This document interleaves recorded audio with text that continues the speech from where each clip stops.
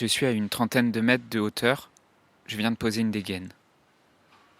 Pour continuer de monter, je mets ma main sur un premier morceau de rocher qui bouge beaucoup. Je décide de ne pas le prendre. Je choisis une autre prise 20 cm plus haut. La pierre se décroche. Elle a la taille d'un ballon de handball. Elle glisse de ma main. Elle vient rouler près de mes pieds sur la vire que je venais d'atteindre. J'hurle. « Attention, Pierre !» Je l'entends qui dévale la falaise. Et soudain, un impact. Et puis un cri de douleur et de frayeur. La pierre a percuté une des grimpeuses du groupe qui était quelques dizaines de mètres en dessous de moi. Dans un monde où la question de la mort est souvent taboue, où vivre un deuil signifie encore être jugé, provoquer de la gêne, de l'incompréhension, quand ce n'est pas de la pitié, la grande question est celle-ci.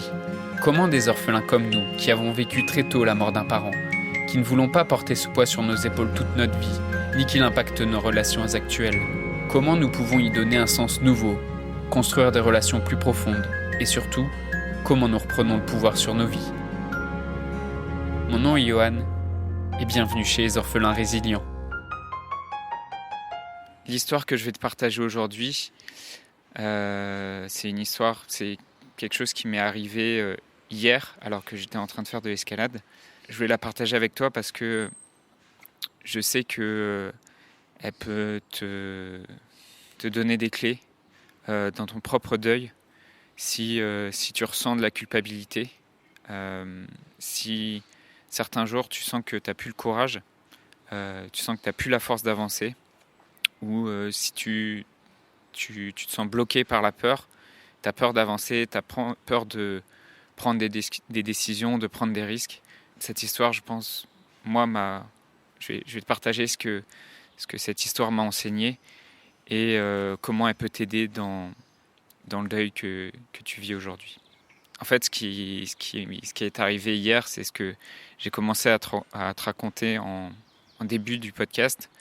J'étais en train de faire de l'escalade avec mon groupe d'escalade et j'étais en train je venais de poser une dégaine en fait à une trentaine de mètres de haut et j'ai voulu attraper une prise et il se trouve que le rocher est resté dans ma main et il est parti dévaler la pente et il a été heurté une grimpeuse de mon groupe qui était une dizaine de mètres en dessous de moi et qui est venue la blesser. À ce moment-là, moi j'étais en hauteur. On l'a redescendue en fait. On l'a redescendue jusqu'en bas de la falaise. On a appelé les secours. Finalement, elle a été évacuée. Elle a été élitreillée. Donc il y a un hélicoptère des pompiers qui est venu la chercher. Moi, je me souviens surtout de cette vision du haut de la falaise, à 30 mètres de haut, alors que j'étais en train de redescendre, parce qu'on a fait redescendre tout le groupe après l'accident. Je me souviens de la voir au sol, en PLS, sans savoir trop ce qui s'est passé, en ayant entendu que potentiellement le rocher avait peut-être heurté sa tête. Et je me souviens à ce moment-là de m'être dit peut-être il y a quelque chose qui s'est passé sur sa tête, peut-être il y a un risque de trauma crânien ou quelque chose comme ça, et toutes les complications que ça peut entraîner.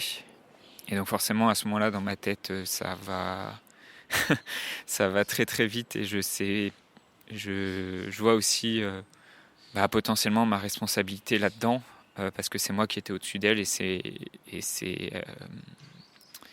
c'est moi qui ai fait tomber le morceau de pierre qui lui est tombé dessus. Et donc je me souviens de cette image de la voir au sol en PLS juste après avoir fait tomber ce rocher. Donc on a les encadrants ont décidé de faire descendre tout le monde. On a appelé l'hélicoptère. L'hélicoptère est arrivé 45 minutes après. Pour l'emporter à l'hôpital. Finalement, elle s'en sort avec une fracture de l'omoplate et pas d'autres séquelles. une immobilisation pendant au moins 3 semaines. Mais je voulais te partager cette histoire surtout parce que donc émotionnellement c'était aussi très dur pour moi euh, de se retrouver dans cette situation de responsabilité et potentiellement de culpabilité par rapport à ce qui s'était passé et par rapport à une action que j'ai pu faire, que j'aurais pu éviter, ou je sais pas. C'est des moments où émotionnellement on se pose beaucoup plus de questions. Et je pense que cette histoire va te parler par rapport à ton deuil. Si tu ressens de la culpabilité, si tu te dis j'aurais pu faire autrement, j'aurais pu faire d'autres choses.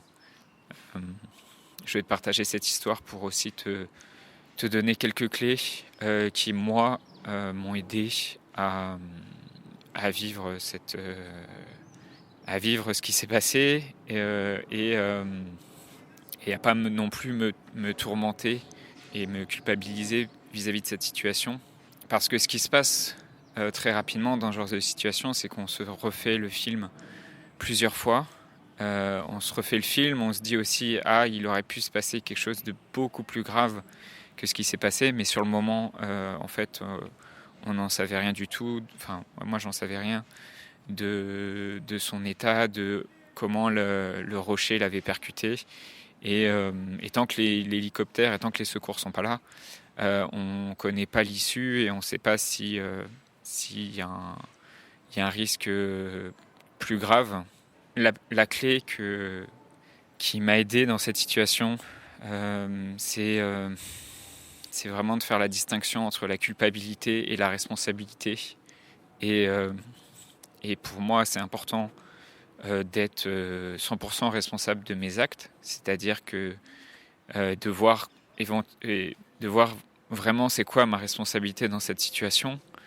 Et ma responsabilité dans cette situation, c'est d'avoir fait tomber cette pierre d'être allé dans un secteur sans savoir que le secteur était potentiellement à risque à cause de ces pierres.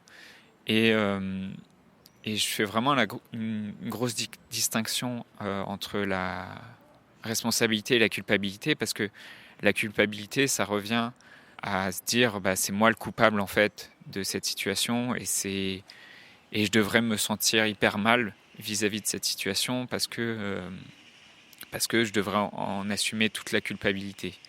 Et la culpabilité, c'est aussi de se dire c'est de ma faute, j'aurais pu faire autrement, j'aurais dû faire autrement, et qu'est-ce qui aurait pu se passer si j'avais fait différemment.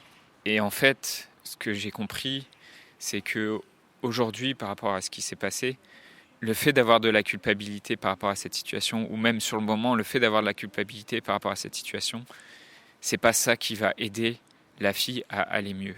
C'est pas ça qui va aider la grimpeuse qui était avec moi à aller mieux. Et c'est pas en me sentant coupable de la situation que je vais aider qui que ce soit à aller mieux.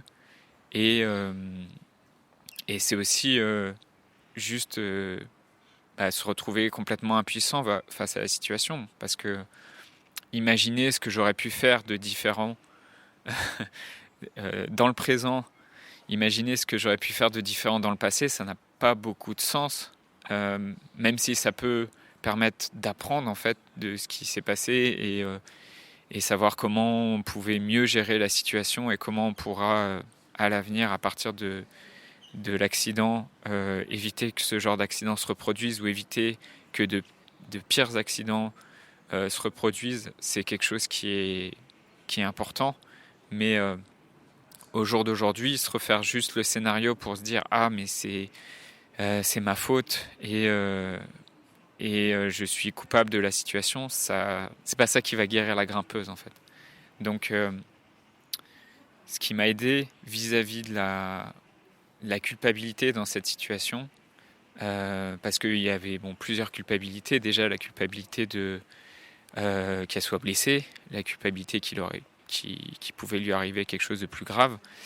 La culpabilité aussi juste que cet événement ait mis fin au week-end d'escalade qu'on était en train de faire et qu'il y a d'autres grimpeurs qui voulaient grimper et qui n'ont pas pu grimper parce que parce qu'il y a eu l'accident.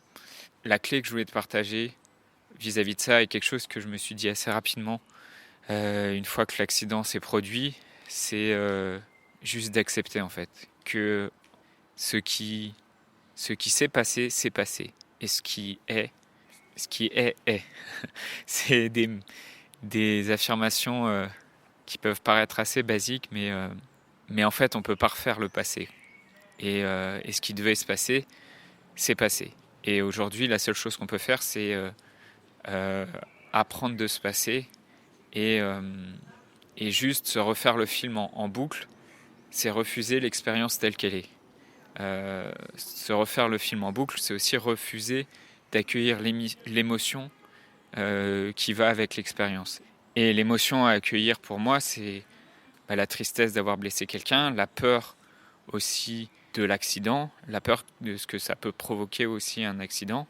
Et le problème de ne pas accueillir l'émotion, ça fait tourner en rond le mental sur les événements. On se refait le film une fois, deux fois, trois fois pour essayer de voir comment on pouvait faire autrement, pour essayer de chercher un coupable, chercher quelqu'un à prendre vraiment pour responsable. Et c'est pas ça qui aide concrètement à avancer. Donc je voulais vraiment te partager cette première clé sur la différence entre la culpabilité qui consiste à chercher un coupable, qui consiste à chercher c'est à qui la faute de l'événement, à qui doit revenir la faute de l'événement. Et c'est aussi difficile quand c'est quelque chose où c'est de ma responsabilité. Et refuser la culpabilité, ce n'est pas refuser la responsabilité en fait. Ça c'est vraiment une nuance importante que je voudrais te faire, c'est que tu peux être responsable, à 100% responsable, à la hauteur, à la hauteur de ce que tu es en tant qu'être humain. Ressentir de la culpabilité vis-à-vis de soi-même ou ressentir de la culpabilité vis-à-vis d'autres personnes, c'est se donner du pouvoir à une hauteur qui n'est pas ta hauteur en tant qu'être humain. Si aujourd'hui j'étais dans une forme de culpabilité, de me dire « Ah mais j'aurais pu faire autrement, j'aurais dû faire autrement, j'aurais pu avoir l'information, j'aurais pu mieux connaître la roche, comment elle peut s'effriter à certains endroits et avoir plus d'expérience là-dedans. » En fait, c'est avoir cette culpabilité-là, c'est ne pas reconnaître que juste je suis un être humain et qui n'est pas omniscient, qui ne peut pas tout savoir.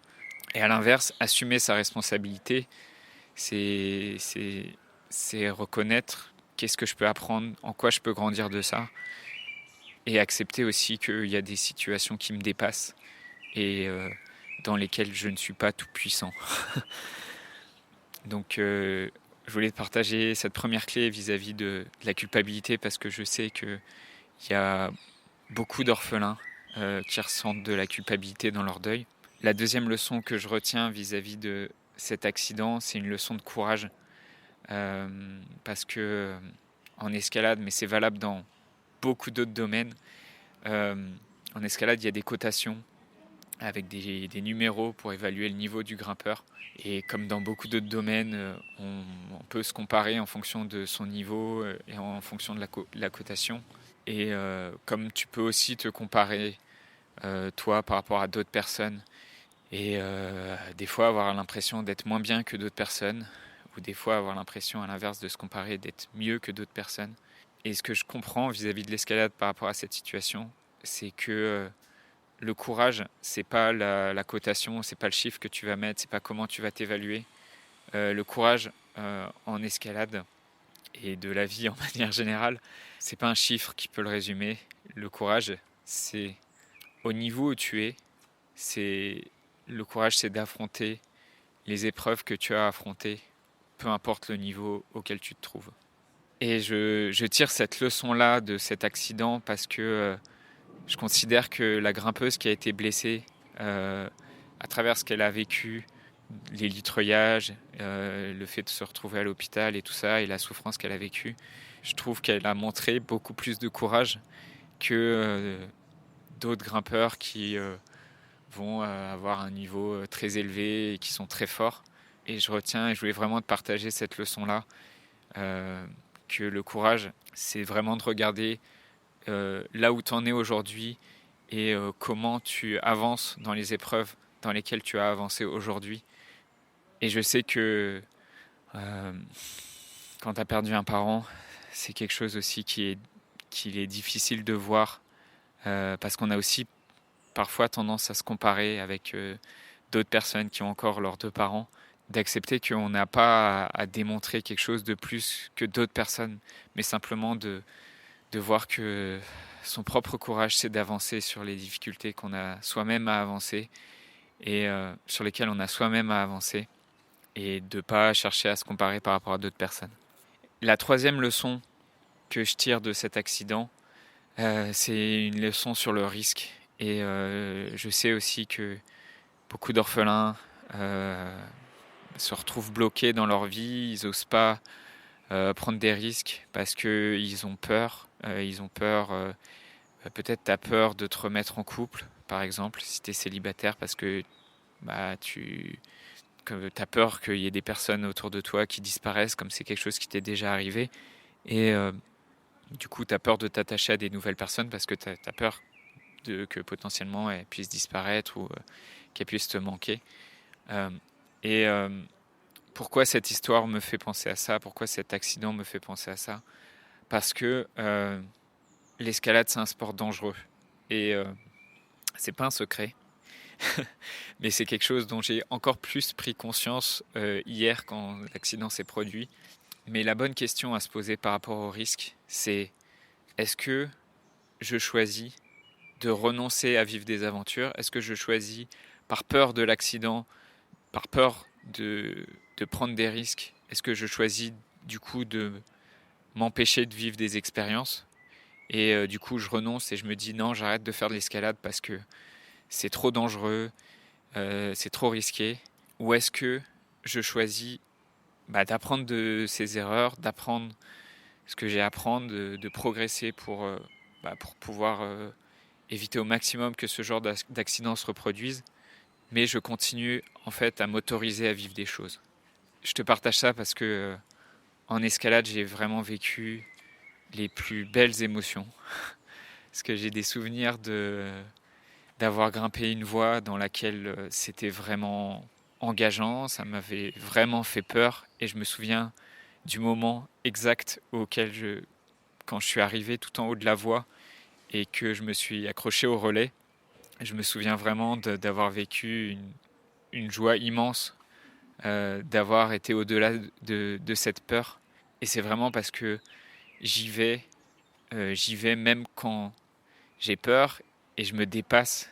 Et c'est ça c'est ce qui permet aussi d'aller voir au-delà de la peur et d'aller goûter à des moments de joie auxquels je n'aurais pas goûté si j'étais juste resté dans mon canapé, si j'étais juste resté dans mon confort.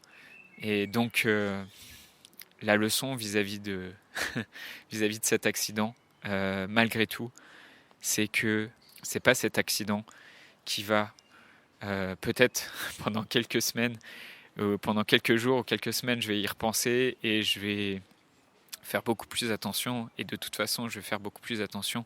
Mais aujourd'hui, je décide que la leçon de cet accident, ça n'est pas d'arrêter de vivre des expériences. Et ça, je pense que c'est quelque chose qui est vraiment important pour moi de te le partager parce que je sais qu'il y a beaucoup d'orphelins qui se retrouvent bloqués, qui osent plus avancer dans leur vie, qui osent plus vivre des choses parce qu'ils ont peur du risque. Et je vais te rappeler que c'est vraiment une décision en fait, cette peur. Que c'est ok d'avoir peur, c'est ok effectivement qu'il y a des choses dans la vie qui te fassent peur et qu'il y a des choses qui soient risquées. Maintenant, euh, l'histoire que tu te racontes vis-à-vis de cette peur et ce que tu décides de faire vis-à-vis de cette peur, ça t'appartient en fait. Et si tu décides que cette peur va te paralyser et va t'empêcher de vivre des choses, bah, c'est ok. C'est ok, personne t'oblige en fait à surmonter cette peur. Maintenant, tu peux aussi faire un autre choix qui est au niveau où tu en es, avec le courage que tu as aujourd'hui, peut-être par des petits pas, de choisir que cette peur va pas contrôler ta vie et que cette peur va pas t'empêcher de continuer de vivre des choses et de continuer de vivre des aventures. Et cet accident aussi, cette histoire, je la transforme parce que je décide de l'histoire que je me raconte à partir de cette histoire. Une dernière chose que je voudrais te partager, parce que ça a été aussi un moment très émouvant pour moi. Ce matin, avant d'enregistrer l'épisode, j'avais un petit exercice de méditation et de visualisation avec le groupe dans lequel je me fais accompagner avec d'autres entrepreneurs. Et c'était un moment très émouvant pour moi parce qu'il était question aussi du courage. Et ça m'a juste fait du bien de pleurer en fait. Parce que j'avais besoin de relâcher ça. Et qu'à certains moments, si aujourd'hui tu te sens bloqué dans ta vie, peut-être tu as juste besoin de pleurer, tu as juste besoin de lâcher ça. Et quelque chose qui m'a fait beaucoup de bien ce matin, après ce qui s'est passé hier, c'est juste de me retrouver dans un groupe, de me retrouver aussi avec d'autres personnes pour partager ça. Et ça, je te le partage parce que c'est vraiment aussi quelque chose qui est précieux pour moi chez les orphelins que j'accompagne dans le cadre de mon programme d'accompagnement, chez les personnes qui choisissent de devenir clients avec moi. Je sais que c'est quelque chose qui est très précieux et le fait de ne pas rester seul avec ces questions, avec ces souffrances, c'est quelque chose qui est extrêmement libérateur. Même de voir juste simplement qu'il y a d'autres personnes qui aussi sont traversées par les mêmes questions, par les mêmes difficultés et qui trouvent des clés pour avancer et qui juste partagent avec beaucoup de sincérité et d'authenticité ce qu'elles-mêmes traversent. Ça c'est quelque chose qui est très précieux, qui redonne aussi beaucoup de courage et qui permet de rebondir très rapidement. J'espère que cette histoire que je t'ai partagée, qui m'est arrivée hier, elle t'aura donné aussi des clés par rapport à ce que tu vis toi. Je sais que c'est un peu différent de ce dont je parle d'habitude sur la question du deuil, mais je pense qu'il y avait des clés importantes à te partager sur la question de la culpabilité et de la responsabilité, sur les questions du courage et sur la question de la peur de prendre des risques, la peur d'avancer.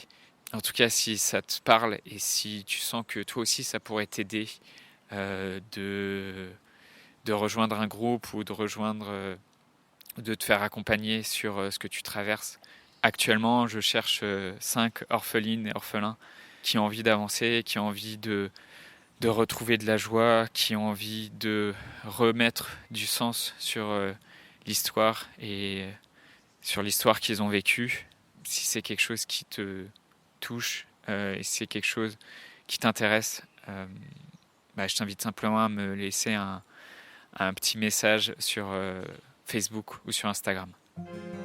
Je voudrais te remercier d'avoir écouté cet épisode et j'espère sincèrement que ce que je t'ai partagé aujourd'hui t'a aidé. Si ça t'a aidé, alors assure-toi de le partager avec un autre orphelin qui en a besoin. Pour les prochaines semaines, j'ai décidé de prendre du temps pour discuter avec toi, pour comprendre et clarifier ta situation, pour te conseiller et te proposer les épisodes les mieux adaptés à ce que tu traverses aujourd'hui. Alors envoie-moi simplement un message sur Facebook. Pour m'écrire, le lien direct c'est m.me/johan.orphelin et tu retrouves tous les liens en description du podcast. Le podcast Orphelin Résilient, c'est 2 épisodes par semaine, le lundi et le vendredi à 8h. Merci encore pour ton écoute. Je te laisse découvrir le sujet du prochain épisode. À très vite. Dans le live de jeudi soir à 21h, on verra comment parler de son parent défunt à ses enfants, à son conjoint, à quelqu'un de proche, à sa famille.